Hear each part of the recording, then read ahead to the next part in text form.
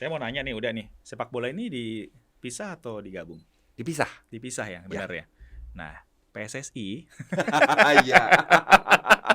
sepak bolanya dijadikan satu dalam sebuah singkatan Ya. akhirnya, termasuk juga nama-nama klub yang lain nih. Ya. Udah ada Persija, itu kepanjangannya juga seperti itu, Persib.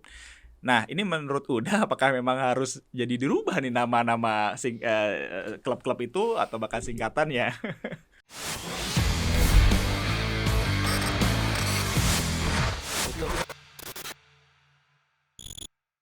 Hampir semua orang Indonesia mengaku menguasai bisa berbahasa.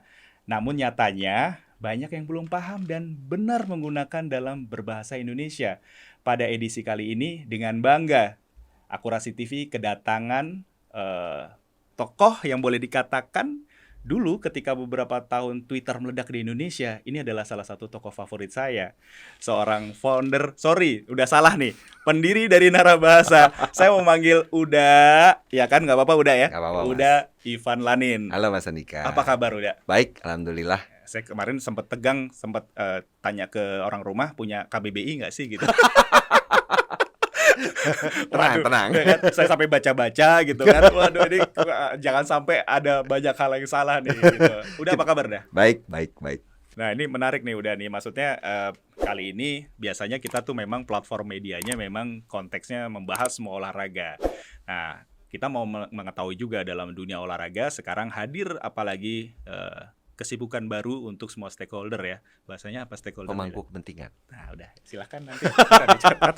Nah, itu muncul sebuah kewajiban dari sisi tim media biasanya, ya kan, untuk memikirkan konten-konten, nulis caption, bikin skrip, segala macam. Nah, kita mau coba melihat dari sisi bahasa Indonesia ini sebenarnya kaya ya udah ya. Ya, jadi kita mau melihat tertarik banget. Pertama kali saya tahu tentang Narabahasa, kemudian juga dari tim kita, Dwi juga melihat bahwa yuk kita hadirkan Pak Uda Ivan nih gitu. Nah, sejarah terbentuknya Narabahasa seperti apa sih Uda? Dari dulu kan, dari dulu itu mesti ditentukan tahunnya ya. 2010 itu saya mulai untuk mengubah cara saya berbicara menulis di media sosial. Oke. Ketika itu sebenarnya saya sudah mulai belajar lagi bahasa Indonesia. Saya mulai belajar lagi bahasa Indonesia itu tahun 2006 waktu saya aktif di Wikipedia. Nah, karena menulis di Wikipedia kan gaya bahasanya kan Indonesia banget itu kan. Harus. Karena memang tujuannya dan karakternya seperti itu. Gara-gara itulah saya belajar lagi. Tapi di luar dari kebiasaan itu, kita memang kan menyadari bahwa antara ragam percakapan, ragam lisan dengan ragam tulisan bahasa Indonesia itu berbeda jauh. Kita nggak mungkin ngomong sesuai dengan kita menulis, itu orang akan menganggap kita kaku sekali kan. Yeah. Nah, saya juga menganggap media sosial ketika itu adalah media lisan, kan sifatnya kan interaktif kan. Betul. Jadi akhirnya waktu di media sosial sebelum 2010, saya juga menulis seperti halnya saya berbicara. Karena saya lama di Bandung, saya cukup fasih berbahasa Sunda, nyampur bahasa Sunda. Lalu atasan saya orang asing, saya juga fasih bahasa Inggris. Ya kayak anak sekarang lah, kalau bilang rapatnya dibatalkan, pasti ngomongnya meetingnya di cancel kan. Nah, saya tidak ragu untuk mencampurkan bahasa. Sebenarnya itu bukan dosa, artinya kan itu juga terpengaruh oleh kebiasaan kita kan. Nah, cuma saya merasa bahwa harus ada contoh nih, harus ada contoh buat warganet bahwa bahasa Indonesia yang baku ketika digunakan dengan baik itu mestinya juga bagus. Nah, 2010 tuh saya mulai aktif mengampanyekan bahasa Indonesia, berikut juga dengan contoh. Seiring dengan waktu mungkin karena orang melihat keaktifan saya di media sosial, mereka mulai merasa nih kayaknya bisa nih mengajarkan kita nih. Saya nggak punya rencana sama sekali tuh. Pelan-pelan tuh banyak kementerian ngundang saya atau institusi LSM ngundang saya. Dari tadinya saya nggak pernah berpikir mau mengajar bahasa, mau tidak mau saya mulai membuat materi-materinya. 2012 lah kurang lebih itu mulai banyak yang meminta pelajaran bahasa Indonesia untuk orang profesional ya, bukan untuk anak kecil. Nah, seiring dengan berjalannya waktu, lama-lama saya gelisah. Saya hidup di dua alam nih. Yang pertama, pekerjaan profesional saya pada awalnya kan adalah pemrogram komputer, lalu berpindah menjadi konsultan. konsultannya juga konsultan tata kelola, governance, Iya. corporate governance. Hidup di dua alam itu ternyata berat, agak susah karena topik yang dibicarakan kan berbeda sekali kan. Betul. Lalu waktu saya bicara tentang tata kelola, itu orang-orang juga lebih terbiasanya dengan bahasa Inggrisnya. Sebut kalau saya bilang tata kelola aja, orang kadang-kadang tata kelola Pak, maaf. Oh, governance Pak, governance. Kayak gitulah contohnya. Nah, akhirnya lama-lama karena itu merupakan sumber penghasilan utama saya kan, ketika saya mau berpindah haluan saya mesti mikir kan, mesti pertimbangan matang nih. Akhirnya saya baru berani untuk melepaskan semua jabatan saya sebagai konsultan itu 2020. Oke. Itu bulan Februari Narabahasa didirikan. Jadi perusahaan rintisan ini, startup company. Startup. Ya. Oke. Nah, kita tadi melihat bahwa sebenarnya orang Indonesia ketika berbicara itu banyak juga yang masih salah ya, mungkin ya udah ya. Maksudnya dari sisi ini menjadi kendala karena kita kaya sekali akan budaya, termasuk bahasa-bahasa daerah. Tapi menurut Uda sendiri, kalau di bahasa Indonesia sendiri, apa yang sebenarnya masih salah nih sebenarnya yang dan apa yang perlu diperbaiki? Sebenarnya kalau menurut saya, salah satu masalah terbesar kita itu adalah ketidakpahaman kita tentang perbedaan ragam bahasa di Indonesia. Iya. Itu yang menjadi masalah terbesar. Contoh nyata, inilah pemisahan antara situasi formal dan informal. Kita terlalu dimanja dengan situasi informal. Bahkan kalau diperhatikan tuh para selebritas itu kalau ngomong di TV, itu mereka bicaranya kan di depan publik. Betul. Tapi yang mereka lakukan, mereka tuh seolah-olah bicara dengan teman. Itu tidak cocok. Oke. Itu bakal terbawa nanti misalnya ketika mereka menjadi pembawa acara. Pasti. Di depan, bayangkan misalnya di depan orang-orang pejabat gitu ya, terus mereka ngomongnya kalian. Itu kan nggak cocok gitu. Nah, itu yang sering kali kalau menurut saya tidak dipahami oleh orang Indonesia. Memang kalau dibandingkan dengan bahasa Inggris, kita itu kurang beruntung. Kalau bahasa Inggris itu relatif egaliter lah. Kita bisa menggunakan kata you untuk menyebut orang yang lebih tua, yang seumur atau yang lebih muda kan. Tapi dalam bahasa Indonesia coba kita menyebut kamu kepada atasan atau kepada orang tua kan nggak mungkin kan. Nah, ini yang kadang-kadang, bukan kadang-kadang, sekarang itu sering kalau menurut saya itu tidak dipahami orang. Betul. Jadi menurut saya yang pertama itu dulu, kita harus menyadari bahwa ada perbedaan cara kita berbicara atau menulis, bergantung pada suasana. Kemudian bergantung pada lisan atau tulisan itu juga berbeda. Orang kan suka bilang begini, kalau ngomong nggak usah terlalu formal. Betul, kalau ngomong nggak usah terlalu formal. Tapi ketika menulis dan berbicara itu dua hal yang berbeda. Begitu menulis, mau tidak mau kita harus memperhatikan hal tersebut. Gitu. Kemudian juga dengan siapa kita berbicara itu juga menentukan. Kalau sama temen ya saya manggilnya bro, sis gitu. Tapi di depan publik nggak mungkin saya melakukan itu. Betul. Saya manggilnya dengan bapak atau ibu. Nah, jadi saya pikir terlepas dari kesalahan-kesalahan penyusunan kalimat dan segala macam, menurut saya hal mendasar yang masih sering salah di lingkungan orang Indonesia itu adalah menempatkan bahasa sesuai dengan konteksnya. Oke, ini menjadi salah satu yang menarik yang akhirnya nanti result dari peran dari narabahasa juga ya udah ya. Benar. Sebenarnya tujuan belajar tata bahasanya sebenarnya mudah. Yang sulit itu adalah mengubah kebiasaan. Itu yang sulit. Iya. Apalagi kembali lagi orang tuanya juga lahirnya kan juga mungkin dari zaman dulu ketika kita waktu masih kecil juga mungkin kan pola bahasanya udah tertata. Sekarang kan lebih modern nih orang tuanya ya kan. Benar. Kepada orang tua. Nah, pertanyaan berikutnya adalah kita waktu masih sekolah, termasuk saya juga, pelajaran besok pas lihat jadwal pelajaran besok bahasa Indonesia, mentalnya santai ya, udah ya, nggak tegang ketika menghadapi mata pelajaran yang lain. Bahasa Inggris misalnya. Ya, tapi ternyata sebenarnya kan sulit bahasa Indonesia tersebut. Tetapi menurut Uda, sesulit apa bahasa Indonesia itu? Sebenarnya kalau saya lihat bedanya begini, ini kayak kalau kita punya barang, cenderung kan kita menganggap bahwa kita sudah tahu barang itu. Betul. Kalau barang itu punya orang lain, kita biasanya lebih tertarik. Rumput tetangga katanya selalu lebih indah, lebih hijau kan. Demikian juga dengan bahasa. Karena bahasa Indonesia ini bahasa kita sendiri, kita merasa kita sudah menguasai. Sebenarnya bukan hanya orang Indonesia, semua penutur bahasa pun pasti begitu. Yang kadang-kadang kita tidak pahami, setiap bahasa itu pasti punya tata bahasa, Iya. gramatika. Iya. Waktu belajar bahasa Inggris, dulu tuh saya punya buku biru dari Betty Azhar, English Grammar. Iya. Itu saya buka sampai lecek tuh. Kenapa? Karena saya ingin mengerti tata bahasanya seperti apa. Saya sempat belajar bahasa Arab waktu itu. Saya punya tuh buku tata bahasa Arab, sampai sekarang nggak bisa-bisa. Cuma ngajinya lancar, cuman nggak paham. Paling wa aja yang saya tahu. Dan artinya.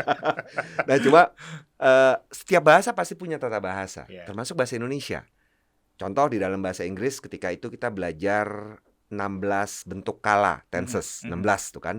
Past, present, future, past, future. Kemudian ke sampingnya itu ada simple dan lain-lain lah. Kita belajar dengan mati-matian tuh. Bentuk, ada kata kerja yang tidak beraturan itu kan susah banget ngafalinnya kan dulu. Tapi kita lakukan dengan ikhlas. Ya kan? Aduh, susah banget, tapi ya udah gitu, kita pelajari kan. Karena memang harus dipelajari. Tapi di dalam bahasa Indonesia, kita merasa kita mendapat pengetahuan tentang gramatika itu secara alamiah. Kita merasa kita udah tahu semua. Betul. Ternyata tidak. Misalnya gini, kita hafal dalam bahasa Inggris pasangan either apa? Or. Pasangan neither, nor. Ya kan? Gak mungkin kita balik either jadi nor, either dengan nor, neither dengan or. Tapi dalam bahasa Indonesia sebenarnya juga ada pasangan yang sama. Bukan, itu pasangannya melainkan. Betul. Tidak, pasangannya tetapi. Tapi banyak sekali orang yang mencampur misalnya bukan titik-titik tapi. Malah juga ada kadang-kadang artinya sama dikombinasikan dengan bahasa Inggris. Iya. Nah, itu sebenarnya tata bahasa kan? Iya. Banyak kekosongan dalam pengetahuan kita tentang tata bahasa kita sendiri. Kita memang nggak tahu. Nah, itu kemudian begitu dapat informasi itu, saya mengalami sendiri di Twitter. Penerimaan orang berbeda-beda. Ada yang penerimaannya, oh gitu. Ada juga yang penerimaannya, oh nggak pernah belajar nih dari dulu gitu. Ya nggak pernah belajar. Mungkin waktu itu kayak saya waktu SMA nih terus terang, saya sering bolos. Main lah, SMA kan bandel-bandelnya ya. Jadi memang kadang-kadang saya suka lupa waktu geografi dulu belajar apa aja ya. Mungkin dulu waktu pelajaran bahasa Indonesia banyak bolos atau banyak toilet, jadi banyak yang lupa kita tata bahasa. Gitu. Nah, mengenai lebih susah apa enggak? Kalau saya ngomong sendiri itu mungkin akan dianggap sebagai hal yang subjektif ya. Saya bandingkan saja dengan standar yang dikeluarkan pemerintah Amerika Serikat deh. Pemerintah Amerika Serikat itu mengeluarkan standar kemudahan belajar bahasa berdasarkan perbedaan dengan bahasa Inggris. Ya. Indonesia itu masuk jadi mereka 1 sampai 5 skalanya. 1 itu yang paling gampang, 5 yang paling sulit. Bahasa Indonesia itu masuk skala 1. Karena dianggap gampang. Yang masuk 5 itu bahasa Mandarin, bahasa Jepang gitu. Kenapa kita gampang? Pertama, bahasa Indonesia itu tidak punya kala, tenses. Gampang, ya kan? Kemudian kita itu menggunakan aksara Latin. Betul. Sama persis sama bahasa Inggris, gampang banget belajarnya. Lalu kita itu tulisan diucapkan sama dengan pengucapan sama dengan tulisan. Kalau A ngucapinnya A. Betul. Bahasa Inggris coba. Bahasa Inggris itu pass dengan father. A itu diucapkan dua dari situ aja 2. Sebenarnya ada 6 cara pengucapan dalam A dalam bahasa Inggris. Nah, jadi secara sifat bahasa Indonesia itu sebenarnya gampang. Betul. Gampang banget. Bahasa Melayu sih sebenarnya, bukan hanya bahasa Indonesia. Itu gampang dipelajari. Jadi kalau ada orang yang merasa bahasa Indonesia itu sulit, kalau menurut saya penyebabnya ada 2. Yang pertama penyebabnya adalah standar untuk bahasa Indonesia, standar untuk penguasaan bahasa oleh penutur asli bahasa tersebut tentu saja berbeda dengan standar untuk orang itu menguasai bahasa asing. Kan banyak orang bilang, kayaknya bahasa Inggris lebih gampang daripada bahasa Indonesia. Itu karena standar yang diberikan kepada kita ketika kita belajar bahasa Inggris itu cuma permukaan. Yang penting kita bisa ngomong. Iya, betul. Bahasa Indonesia karena kita penutur asli, kita mesti masuk sampai dalam-dalam. Itu yang pertama. Yang kedua, gelas kita nggak kosong. Kalau kita kan suka tuh motivator itu kalau bilang kosongkan gelas Anda gitu kan. Bilangin gitu. Tapi memang itu betul. Waktu belajar sesuatu ya kita harus seperti gelas yang kosong.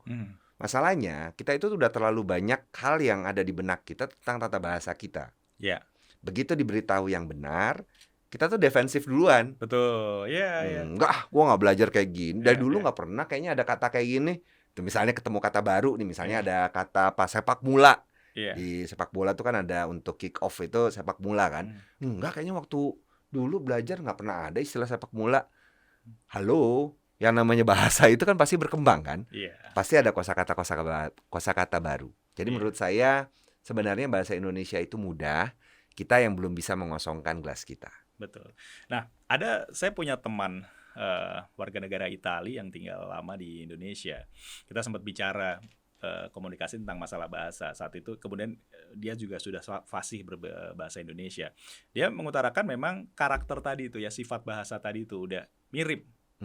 Dibaca semuanya sama, terus ada penekanan yang sudah mengartikan. Dari gaya dialek tubuh juga mengartikan dalam bahasa juga bahasa Indonesia dan bahasa Italia menurut dia, karena Mirip. dia juga bisa belajar bahasa Indonesia, mirip. Nah, sebenarnya kalau seberapa penting nih untuk warga negara Indonesia memahami bahasanya, kalau boleh dikatakan nih udah salah satunya seorang warga negara Perancis bangga banget dan jarang banget juga mereka bisa bahasa Inggrisnya bagus-bagus. Nah, ini tadi seberapa penting sebenarnya nih?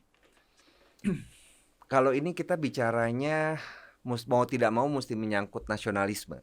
Tentu saja tidak bisa ultranasionalisme kan. Kita mesti melihat dunia juga. Tapi bahasa itu kan lambang identitas. Ketika ini saya mau nggak mau balik lagi ke tahun 1928. Ketika itu para pemuda kita kan lagi mau mencari identitas nih. Akhirnya mereka melahirkan pernyataan bertanah air satu, berbangsa satu, menjunjung bahasa persatuan. Ketika itu paradoksnya nih ya, ini ada rahasia sedikit. Mereka itu menggunakan bahasa pengantarnya di dalam kongres itu sebenarnya bahasa Belanda. Wow. Paradoks ya. Karena memang orang-orang terpelajar ketika itu fasihnya itu berbahasa Belanda. Tapi mereka sadar bahwa mereka itu butuh sesuatu yang mengikat orang Indonesia. Betul.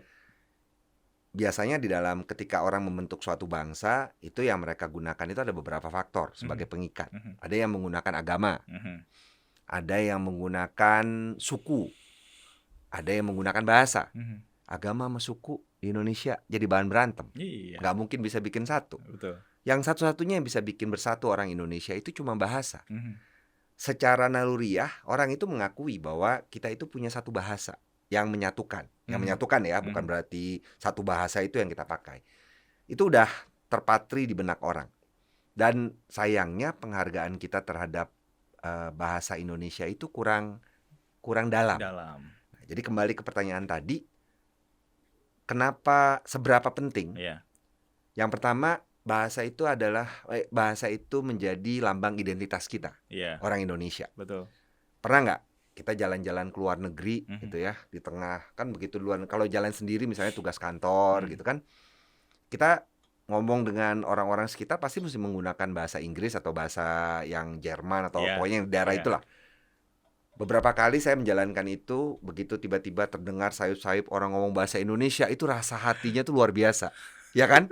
Apalagi kalau misalnya dengar orang ngomong Sunda. Wah, itu lebih seru lagi tuh. Tapi intinya bahasa itu menimbulkan keakraban sebenarnya. Itu ada Nelson Mandela, mantan presiden Afrika Selatan tuh pernah bilang begini kan. Kalau kamu bicara pakai bahasa Inggris sebenarnya, tapi saya terjemahkan. Kalau kamu bicara kepada seseorang dengan bahasa yang dipahaminya, pesanmu akan masuk ke dalam benaknya. Kalau kamu bicara kepada seseorang dengan bahasanya, pesanmu akan masuk ke dalam hatinya. Apa artinya? Yang bahasa yang dipahami, kita paham bahasa Inggris, paham bahasa Italia misalnya, paham bahasa Jerman. Tapi ya kita sekadar paham komunikasi. Tapi sewaktu kita menggunakan bahasa kita sendiri, pesannya itu masuk ke dalam hati. Itu yang dilakukan Bung Karno kan sebenarnya. Betul. Itu yang kenapa orang Indonesia bisa seolah nekat gitu cuma pakai bambu runcing ya karena dibakar. Gitu. Jadi selain dari identitas, kenapa kita juga perlu menguasai bahasa Indonesia untuk bisa menyentuh hatinya orang Indonesia. Kalau menurut saya, dan itu yang mendorong saya untuk belajar bahasa itu dua hal itu. Identitas kita sebagai satu bangsa, sama bagaimana kita bisa menyentuh hati orang. Wah, betul tuh. Iya, masuk akal loh. Nah, kalau berikutnya dalam kehidupan sehari-hari, paling sering masyarakat salah berbahasa itu biasanya dalam tatanan apa sih? Udah. Saya pernah mengidentifikasi 3 penyebab Hmm. yang menimbulkan kesalahan berbahasa. Yang pertama itu ketidaktahuan. Mhm. Itu benar kan? Ya, Banyak di antara kita yang belum tahu misalnya kalau menggunakan kata maupun ya, di depannya itu harus ada baik. ya. Tidak boleh itu. Saya suka makan ikan maupun ayam. Mhm. Itu nggak boleh. Kita harus di depannya ada baik. Mhm. Saya harus Baik, makan ikan maupun baik ikan maupun ayam. ayam. Itu. Atau tadi bukan melainkan, Mhm. tidak tetapi. Mhm. Atau coba kalau ini tidak televisi, merasa aneh nggak? Aneh. Aneh. Harusnya bukan. Bukan. Betul. Saya bukan berdiri. Aneh nggak? Iya. Harusnya Aneh. tidak berdiri. Tidak berdiri. Jadi kita sadar tuh ada bukan, ada tidak. Iya. Kita melakukannya otomatis. Betul. Coba ketemu kata masalah. Pakainya bukan masalah atau tidak masalah? Mikir kan? Iya. Karena harus kalimat sebelumnya apa dulu gitu kan kadang-kadang. Sebenarnya itu pemahaman kita terhadap tata bahasa. Iya. Harusnya bukan masalah. Kenapa? masalah. Karena kalau bukan itu ketemunya dengan kata benda. Kita otomatis, kita udah paham itu, tapi Iya itu sih. masuk ke dalam bawah sadar kita Mm-mm. sebagai penutur asli. Nah, itu yang banyak tidak diketahui orang Indonesia. Iya. Itu yang pertama, tidak tahu. Yang kedua, tidak cermat. Mhm. Saya pernah, karena saya kan penasaran ya, kenapa sih kita banyak salah gitu ya. Saya buka-buka rujukan, ketemulah ada buku yang ditulis oleh Profesor Kuncharaningrat. Hmm. Mungkin kalau belum pernah dengar, Profesor Kuncharaningrat ini salah seorang antropolog Mhm. terkenal di Indonesia. Beliau itu pernah menulis buku Rintangan-rintangan mental dalam perkembangan bangsa Indonesia. Wow. Tahun 1960-an lah, waktu zaman Bung Karno. Iya. Mungkin diberi tugas ya, identifikasi gitu. Salah satu sifat orang Indonesia ada 6, tapi salah satu sifat yang sangat mengganggu saya ketika itu adalah sifat merendahkan mutu. Kita itu kan banyak bilang, Iya sih. yang penting orang ngerti. Iya. Itu kan sifat merendahkan Iya, mutu. iya, Akhirnya betul. kita tidak memperhatikan bahwa ketika kita berbicara, itu ada citra yang dikeluarkan di sana. Orang akan melihat bagaimana caranya kita berbicara, orang akan melihat bagaimana caranya kita menulis. Iya. Itu. Tidak cermat. Akhirnya muncul tidak cermat. Yang ketiga, yang paling parah, itu tidak peduli. Begitu belajar bahasa Inggris, Banyak. kita takut banget kan salah Iya. ngomong. Iya. I go to the market yesterday. Oh, sorry. I went to the market yesterday.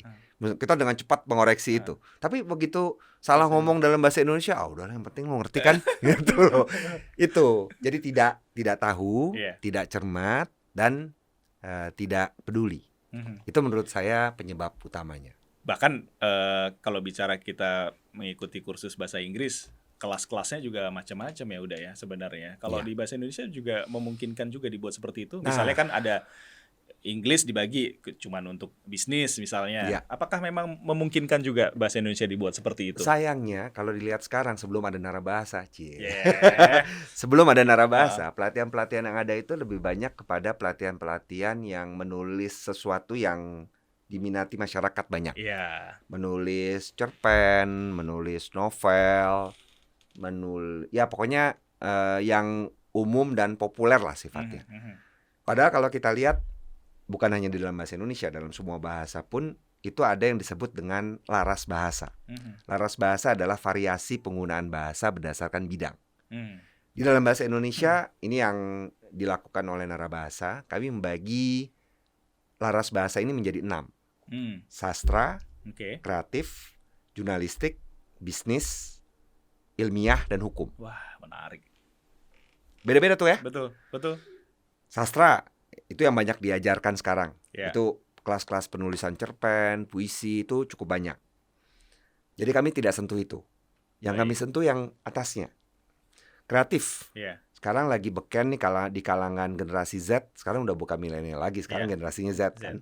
Itu sedang beken penulisan wara. Pasti bingung. Copywriting. Oke. Bahasa Indonesianya copywriting itu penulisan wara. Penulisan wara. Lalu penulisan konten. content writing. Content Itu juga lagi naik daun kan. Ya, Lalu penulisan UX, UI UX writing. UI, UX. Itu juga lagi naik daun. Ya. Itu masuk laras bahasa kreatif. Nggak bisa gunain kata baku waktu menulis iklan. Iya, Nggak laku pasti. betul. Ya. Yang berikutnya adalah jurnalistik. Mhm. Kalau ini udah banyak nih di kampus-kampus juga banyak kan jurnalistik kan. Banyak orang yang kadang-kadang mencela wartawan, nih wartawan nulisnya kayak gimana sih? Kok gini gitu nulisnya? Padahal laras bahasa jurnalistik itu memang beda gayanya. Gaya laras bahasa jurnalistik itu harus mengundang orang untuk membaca. Lalu karena dia ditujukan untuk publik, dia harus menggunakan kata-kata yang populer. Iya. Tidak bisa dia menggunakan istilah yang hanya dipahami oleh segelintir orang di bidang ilmiah tertentu. Iya. Tidak bisa, dia harus menggunakan pilihan kata yang lebih mudah, kalimatnya juga lebih pendek-pendek. Itu laras bahasa jurnalistik. Sekarang yang lagi banyak diminati orang itu di bidang jurnalistik ada 2, penulisan esai dan penulisan siaran pers. Oh. Itu hampir semua orang butuh kan? Iya. Itu masuknya laras bahasa jurnalistik. Lalu setelah itu laras bahasa bisnis. Ini yang kita gunakan untuk buat surat. Yang kemarin Juventus. Nah, nanti. Ya maksudnya Ya. ya itu laras bahasa bisnis itu seperti itu. Buat surat resmi, buat laporan. Setelah itu laras bahasa ilmiah. Iya. Itu beda juga kan? Betul. Membuat tesis, membuat skripsi, makalah. Dan terakhir laras bahasa hukum. Kurang lebih itu. Itu yang disediakan narabahasa. Menarik nih. Dan jarang loh kalau dilihat. Hampir nggak ada malah. Nggak ada. Ya ada lah beberapa. Misalnya kayak penulisan naskah hukum itu biasanya diberikan oleh kantor pengacara. Karena itu namanya legal drafting. Tapi yang menjadi fokus itu hanya esensi hukum. Dari bahasanya sendiri kalau saya lihat itu kurang terlalu diperhatikan. Ya itu contohnya. Oke. Nah, Uda Ivan ini kan sangat aktif nih di media sosial, terutama Twitter ya. Kalau di Instagramnya rapi banget tuh, berpola gitu. Saya juga follow. Nah, tapi seberapa gemas nih kalau ngelihat dari sisi aktivitas bahasa di Twitter, bahkan ada beberapa kemarin-kemarin baik itu surat pribadi ataupun nantinya dari beberapa corporate udah mulai ada beberapa yang mengkoreksi ya. Tapi kalau misalnya Uda Ivan nih gemes nggak sih sebenarnya ngelihat dari sisi tata cara berbahasa di media sosial? Saya masih mempertahankan kegemasan saya pada tataran tulis, khususnya resmi. Jadi sekarang saya sudah bisa membedakan ragam bahasa. Saya sudah bisa membedakan kapan saya perlu peduli dengan bahasa yang baik dan benar, kapan saya bisa cenderung toleran. Itu. Nah ini juga kan perkembangan ya. Kata orang kan semakin tua, semakin dewasa, semakin arif kan. Ini juga yang terjadi sih. Dan saya lihat waktu itu pernah ada tweet dari NU Garis Lucu. Ikut gak? Itu ada NU Garis Lucu itu pernah bikin tweet begini. Itu saya sepakat banget. Jadi dia intinya begini, dia bilang, ketika seseorang itu baru masuk pesantren, orang itu setiap kali ada yang berbeda dengan ajaran yang dari pesantrennya, dia akan marah-marahin orang itu. Ajaran ibadah gitulah. Itu tahun pertama, tahun kedua. Tahun ketiga, tahun keempat orang itu mulai cuma negur doang. Tahun kelima, pokoknya semakin dia baginya menjadi 3 tuh NU Garis Lucu itu. Tahun terakhir dia bisa ketawa-tawa dengan orang yang berbeda gayanya dengan dia sendiri. Jadi apa yang kita lihat di sini, semakin ketika orang baru belajar sesuatu, itu biasanya dia garis keras. Yang berbeda dengan yang dia pelajari itu salah. Tapi seiring dengan meningkatnya pengetahuan, dia menjadi sadar bahwa orang bisa saja punya pemahaman yang berbeda. Dan akhirnya yang dilakukan itu bukan menyalahkan, tapi memberi contoh aja. Nah ini juga yang saya lakukan sebenarnya. Kalau saya lihat, saya bersyukur sih sekarang itu kan banyak warganet, mungkin juga karena melihat tweet saya mungkin ya, itu banyak yang mulai sadar. Tapi akhirnya kalau menurut saya sih berkembangnya itu jadinya kurang sehat. Ketika berdebat gitu misalnya, yang diperhatikan itu hanya masalah tulisan. Padahal kan ketika berdebat itu yang kita perhatikan adalah esensinya kan. Esensinya, kualitasnya. Memang harus diakui bahwa kesalahan berbahasa itu merupakan celah untuk orang nyerang. Itu memang harus diakui. Tapi ya kalau kita memang berniatnya berdiskusi atau berdebat, ya yang diperhatikan ya substansi lah. Betul. Itu. Jadi buat saya sih sekarang saya tidak gemas. Satu-satunya hal yang kalau di Twitter itu mungkin nanti kelihatan, cuma satu hal yang saya koreksi, terima kasih. Karena banyak orang yang bilang terima kasih ke saya kan. Begitu saya lihat terima kasihnya dirangkai, saya pasti kirimkan tweet saya yang terima Langsung. kasih ditulis dipisah. Tapi nggak ketik langsung, saya cuma melampirkan ini saya aja, Oke, tweet lama. nah, syukur saya udah menulis pisah. Nah, ini yang paling menarik nih sebenarnya mau diketahui juga, apakah lembaga pemerintahan Indonesia ini mungkin juga sudah memahami cara berbahasa Indonesia yang benar nih, udah? Dengan berat hati saya mesti bilang tidak, belum. Tuh. Langsung lega. Sayanya. Belum kok, Oh, belum. belum ya? Ya ini terbukti dengan banyak sekali kan itu surat-surat yang Beredar yang beredar, yang Ya. dicoret-coret, yang Ya. akunnya trending topic. Itu Ya. ada Mas Topik Ya. dari yang sering sekali tuh dia bikin coret-coretan. Saya alirannya bukan begitu kalau saya. Saya alirannya lebih baik. Jadi saya percaya bahwa ketika kita mengkritik, kritik itu lebih mudah diterima orang sewaktu disampaikan dengan baik. Saya percaya gitu. Memang betul ada yang beranggapan orang Indonesia bebel kalau misalnya kritiknya tidak dengan keras itu nggak akan paham. Tapi saya percaya bahwa kalau di dalam bahasa Sunda itu ada pepatah begini, cikaracak ninggang batu, laun-laun jadi legok. Ya, betul. Penasaran nggak? Ya. Saya cuma mau pamer aja Ya, bahwa ya, saya ya. ngerti bahasa Sunda. Itu artinya tetes air, cikaracak itu tetes air, ninggang itu menjatuhi. Tetes air yang menjatuhi batu lama-lama akan membuat batu itu legok. Ya. Legok itu bolong. Betul. Itu. Jadi saya percaya dengan contoh, Iya sih. dengan Iya sih. dengan pemberian pengetahuan itu lama-lama tuh orang akan tertarik dan tidak dengan cara yang keras. Betul, pelan-pelan ya. Ya. Ya.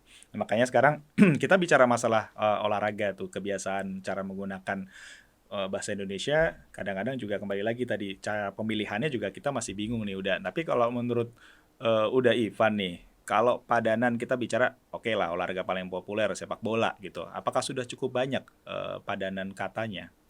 Secara umum, bidang olahraga ini memang salah satu bidang yang cukup jarang padanannya.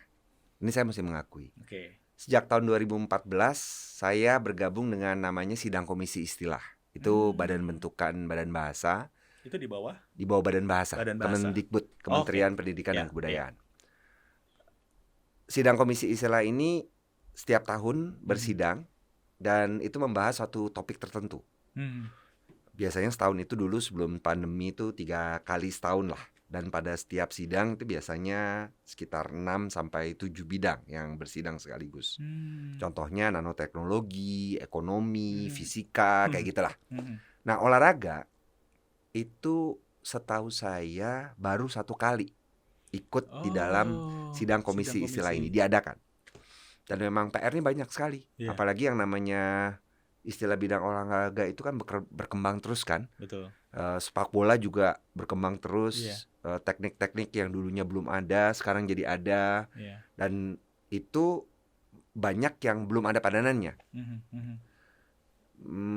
Dan dari kalangan wartawan pun salah satu yang berperan dalam menciptakan istilah itu kan sebenarnya media massa. Betul. Dari kalangan wartawan kadang-kadang mereka takut ketika mereka menggunakan kata baru, orang-orangnya tidak paham. Yeah.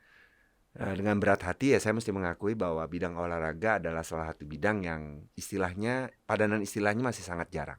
Oke. Gitu. Contoh paling gampang aja, offside. Ya. Itu luar garis kalau saya tidak salah bahasa Indonesianya. Tapi itu jarang sekali digunakan kan? Jarang sekali. Orang nyebutnya offside aja kan? Iya. Itu. Atau misalnya hat-trick. Hat-trick jarang banget kan dipadankan kan? Itu saya lupa 3 gol kalau saya tidak salah. Okay, Padahal sebenarnya hat-trick itu kan bukan hanya untuk 3 gol berturut-turut. Hat-trick itu pokoknya suatu kemenangan, dia bisa menang 3 kali berturut-turut, bisa pokoknya segala sesuatu yang 3 kali berturut-turut lah. Iya. Tuh. Jadi memang masih menjadi tugas ya nantinya untuk bahasa komisi bahasa tadi ya.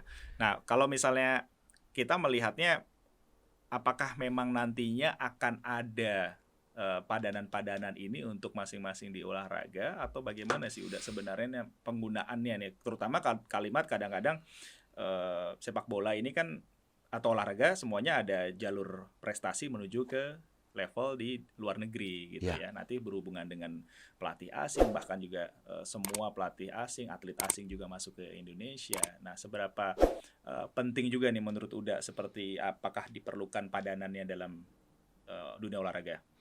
Menurut saya perlu. Tadi yang seperti saya sampaikan tadi, ada dua faktor ya yang sangat berpengaruh. Yang pertama itu identitas. Yang kedua itu adalah kemudahan untuk orang memahami.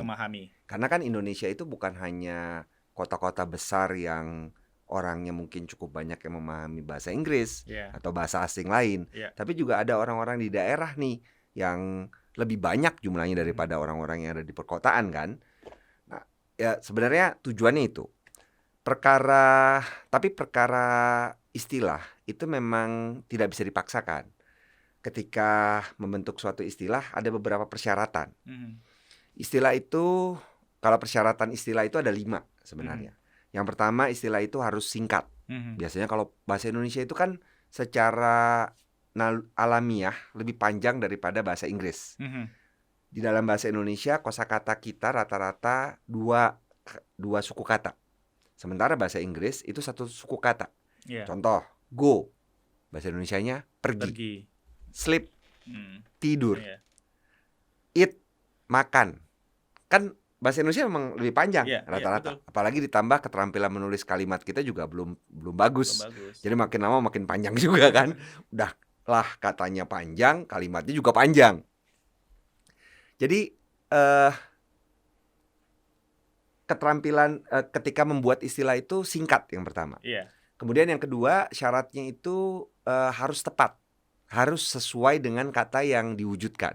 Nah, masalahnya kadang-kadang kita tidak tahu esensi dari kata tersebut. Contoh yang saya berikan tadi lah, hat-trick. Banyak orang yang berpikir bahwa hat-trick itu pokoknya gol 3 kali itu hat-trick. Padahal begitu lihat ke bahasa aslinya, yang namanya hat-trick itu segala sesuatu yang 3 kali berurutan. Jadi ketika kita mau cari istilah, tidak bisa kita sebut itu 3 gol.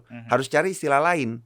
Itu syarat kedua. Syarat ketiga, istilah itu juga harus berkonotasi baik. Misalnya kita tahu bahwa akhiran shen dalam bahasa Inggris itu diserap menjadi sasi. Misalnya information jadi informasi kan. Terus agitation jadi agitasi. Tapi kadang-kadang kita punya kata yang sudah berkonotasi, lokalisasi. Lokalisasi konotasinya dengan tempat pelacuran. Jadi ketika kita ada kata bahasa Inggris localization, yang sebenarnya artinya itu kayak Facebook, itu membuat bahasa Indonesianya itu namanya localization dalam bahasa Inggris. Nggak bisa kita bentuk lokalisasi, kita mesti menggunakan bentuk lain. Kita akhirnya pakainya pelokalan. Tuh, jadi itu konotasi. Terus yang ketiga itu eufonik, enak didengar. Kalau dengar bacang, kacang, kebayangnya apa? Makanan. Kebayang nggak bahwa itu benda canggih? Jarang ya, nggak ya. Nah, betul. Dulu pernah ada usul istilah dari Badan Bahasa untuk gadget. Dia sebutnya itu acang. Itu akronim dari alat canggih. Tapi kita dengernya nggak enak kan? Jadi nggak ada yang nerima. Tapi begitu muncul kata gawai itu kayaknya enak didengar ya. Nah, orang langsung terima kan?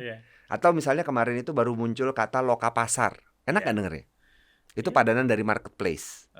Itu yang disebut dengan eufonik. Yang terakhir itu adalah sesuai dengan kaidah bahasa Indonesia. Bahasa Indonesia itu punya aturan tertentu dalam suku katanya. Kita pasti ada konsonan dan vokal. Jadi misalnya kata input itu udah sesuai dengan pola suku kata bahasa Indonesia. Vokal, konsonan, in, lalu belakangnya itu konsonan, vokal, konsonan.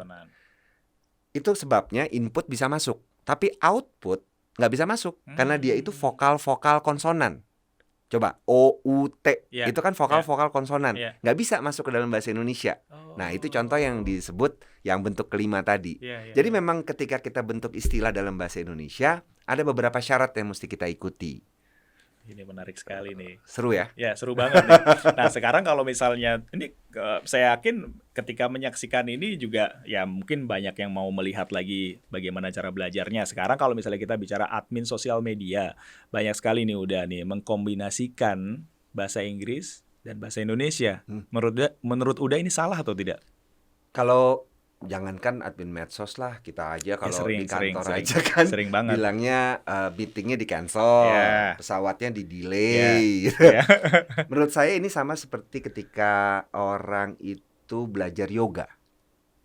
Ketika orang belajar yoga, yang pertama kali dia lakukan adalah mengatur napas. Napas itu suatu kegiatan alamiah yang kita lakukan. Tapi pernah nggak kita sadar ketika udara itu masuk ke dalam tubuh kita? Iya, nggak pernah. Nggak pernah. Nggak pernah. Demikian juga waktu kita berbahasa. Karena itu sudah bagian keseharian, kita seringkali itu nggak sadar dan mengabaikan. Itu. Demikian juga tadi, sewaktu kita berbicara, sewaktu kita menulis, kenapa muncul hal tersebut? Karena kita tidak peduli dan kita tidak sadar. Kalau diperhatikan ya, misalnya, oh iya itu karena saya kan sering mesti ngomong dengan bahasa Inggris, misalnya alasannya kayak gitu. Saya punya teman banyak dari Eropa Daratan. Eropa Daratan itu kan banyak sekali bahasanya ya, Jerman, Italia, Belanda. Orang Swiss misalnya, saya punya teman orang Swiss, dia bisa 5 bahasa. Karena dia di pertengahan tuh, Italia, Jerman, Prancis, kemudian Prancis, Belanda, dan dia bisa Inggris juga. Saya lihat ketika dia berbicara dengan keluarganya orang Swiss, itu keluarganya itu bisanya bahasa Jerman. Dia ngomong bahasa Jerman lancar. Terus dia punya pacar orang Belanda, dia ngomong bahasa Belanda. Terus dia juga belajar bahasa Indonesia. Waktu dia ngomong loh ya, bukan nulis loh. Dia tertib loh. Wow. Tertib loh. Dia bisa 5 bahasa. Kita baru bisa 2 bahasa aja, udah bingung sendiri. Bahasa Inggrisnya juga nggak bagus-bagus banget juga. Gitu. Kadang-kadang kalau ada orang yang ngomong sama saya gitu, terus ngomongnya dicampur-campur, why don't we speak in English? Saya ngomong kayak gitu, maksudnya ya udah penuh aja ngomong bahasa Inggris. Habis itu jiper, takut. Enggak Pak, bahasa Indonesia aja. Ya, kalau untuk teman-teman yang mungkin memang latar belakang pendidikannya bahasa Inggris, mungkin dia sempat kuliah lama di luar negeri, itu saya kadang-kadang saya lebih memilih untuk menggunakan bahasa Inggris saja daripada saya kagok. Karena saya paham juga mungkin buat mereka kesulitan. Jadi penyebabnya menurut saya balik lagi tadi, ketidaktahuan, ketidakcermatan, dan ketidakpedulian. Waduh, itu menarik nih. Ini pertanyaan berikutnya nih akan tadi udah Ivan udah menyinggung nih. Nah kan Narabahasa sempat mengkoreksi surat terbuka nih dari Juventus Club Indonesia ya. Nah ini kita melihatnya adalah sedemikian bagaimana memang ingin mencoba untuk memberikan banyak edukasi. Tapi bagaimana hal itu bisa terjadi nih? Apakah JCI juga sudah merespon untuk mengundang Narabahasa misalnya?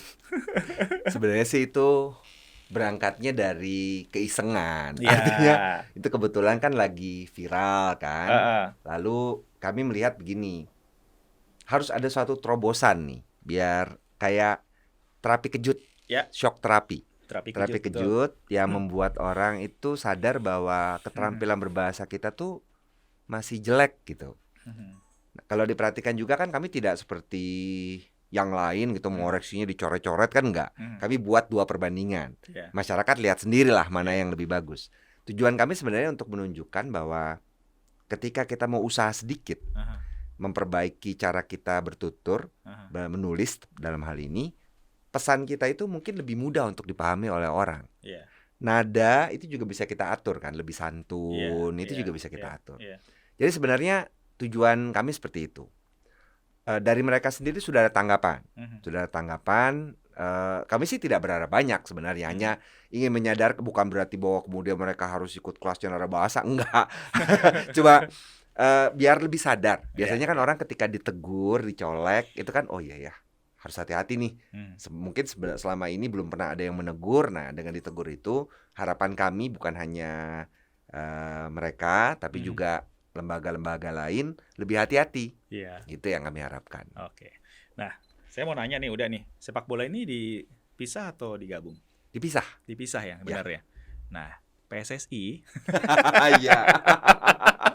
Sepak bolanya dijadikan satu dalam sebuah singkatan Ya. akhirnya, termasuk juga nama-nama klub yang lain nih. Ya. Udah ada Persija, itu kepanjangannya juga seperti itu, Persib. Nah, ini menurut Uda apakah memang harus jadi dirubah nih nama-nama klub-klub itu atau bahkan singkatannya?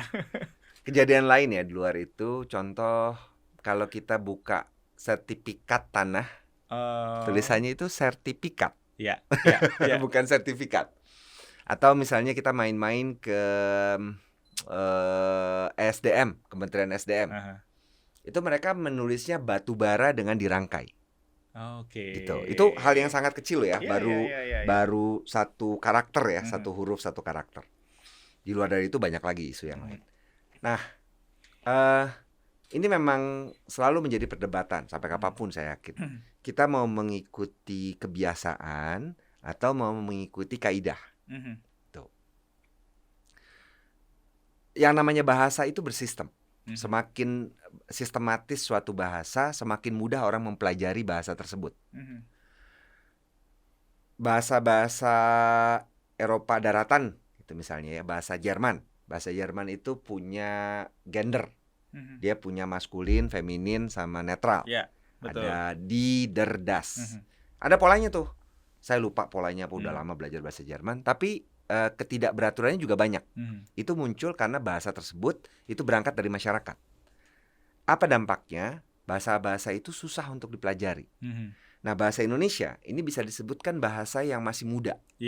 Kita baru berkembangnya, kita asalnya dari bahasa Melayu. Tapi kalau sekarang kita bicara dengan orang Malaysia, susah loh. Kadang-kadang ada yang, saya kalau dengan teman-teman dari Malaysia malah memilih ngomong bahasa Inggris saja sekalian. Lebih mudah paham. Nah, karena kita masih baru, kita masih punya waktu untuk mengatur bahasa kita, membuat bahasa kita itu lebih bersistem agar orang lain itu mudah mempelajari. Di bahasa Inggris misalnya, ada susah nggak misalnya membedakan, coba binge watching dengan login, logout, itu kira-kira pakai spasi atau tidak, kemudian pakai tanda hubung apa enggak? Iya sih. Nggak ada. Arbitrer banget, benar-benar bergantung mana yang lebih banyak digunakan masyarakat. Nah, kita lagi berusaha untuk membuat kaidah bahwa kata majemuk di dalam bahasa Indonesia selalu ditulis dipisah. Kita udah punya kecelakaan nih, sudah ada sekitar 60-an kata yang nggak bisa diganti lagi. Acap kali, olahraga, kacamata, sapu tangan, itu udah nggak bisa diapa-apain lagi. Itu ditulisnya serangkai. Cuma untuk kata-kata baru, kata-kata yang masih belum ajek, kita masih punya waktu untuk memaksakan itu ditulis dipisah. Tuh. Jadi sebenarnya ini merupakan upaya untuk membuat bahasa kita lebih sistematis agar bisa mudah untuk dipelajari oleh orang lain. Gitu. Perkara itu pemaksaan atau enggak, ya itu terserah kepada orangnya sih. Artinya kadang-kadang sulitnya gini, karena saya sudah sering berhadapan dengan pemerintah, instansi pemerintah. Kesulitan yang dihadapi itu sudah dimasukkan ke dalam peraturan perundang-undangan. Tidak semudah itu untuk mengganti ejaan sertifikat menjadi sertifikat. Karena berarti harus ubah semua undang-undang pertanahan. Susah itu dilakukan. Nah, termasuk juga kayak tadi. Apalagi ketika sudah menjadi nama. Untuk ganti nama itu kan mesti bubur merah, bubur putih. Gitu. Kayak UGM aja. Sampai sekarang tuh masih Universitas Gadjah Mada, kan? Masih memang kalau untuk nama khususnya itu memang sulit. Berarti kan mereka harus ubah akta kan? Dimakluminya mungkin jadi merek ya. Betul. Benar. Nah, ini juga salah satu yang menarik nih. Kalau misalnya saya tadi ketika udah ngomong masalah Malaysia gitu ya, bahasa Indonesia ini biasanya selalu kalah loh udah. Misalnya kita ke Malaysia, badan kita akhirnya berpikir, otak kita akhirnya ngomongnya juga ke bawah mereka gitu. Upin-ipin ya? Iya gitu. Atau ya yang lain bahasa Inggris apalagi gitu yang lain. Ini kenapa ya udah ya? Mungkin bukan udah, tapi sebagian orang gitu. Biasanya even orang luar negeri ke Indonesia, kita bisa lihat di jalanan, akhirnya jadi Mister ya.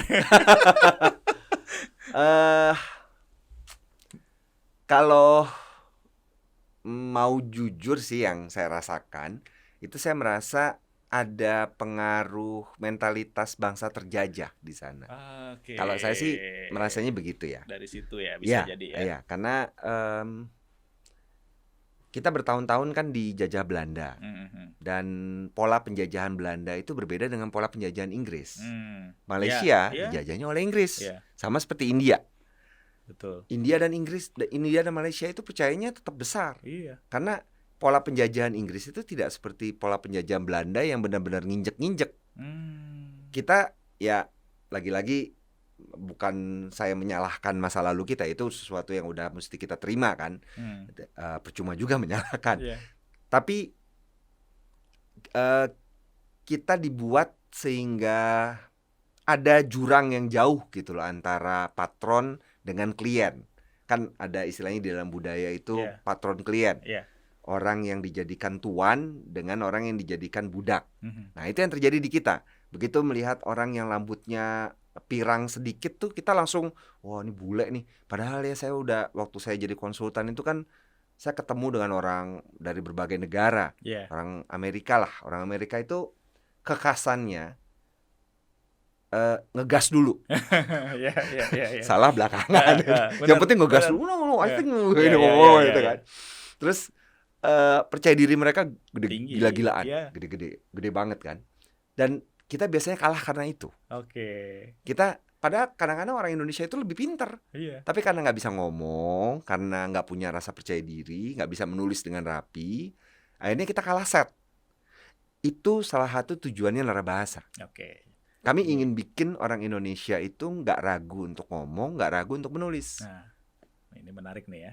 Mari kita mulai bangkit. Iya. Ini menarik banget nih obrolannya nih udah nih. Jadi terakhir sih mungkin dari saya melihatnya adalah harapan Uda untuk bahasa Indonesia seperti apa sih? Harapan saya pertama, orang Indonesia itu harus bangga dengan bahasanya sendiri. Itu pertama. Alasan orang yang bilang bahwa kan nanti zaman internasional kita juga mesti belajar bahasa Inggris, ya udah belajar bahasa Inggris saja. Kalau menurut saya, kalau itu yang sudah ada di pikiran orang Indonesia, lebih baik kita bubar aja jadi negara. Maksudnya nggak ada artinya gitu loh. Iya. Ya udah gitu. Bahasa itu adalah identitas. Kenapa bersusah payah untuk mempertahankan bahasa Indonesia? Biar kita beda dengan bahasa lain.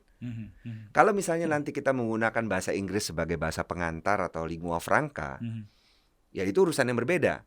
Memang kalau kita mesti mengakui dibandingkan dengan orang Amerika, mereka beruntung. Orang Amerika itu cuma perlu belajar bahasa Inggris.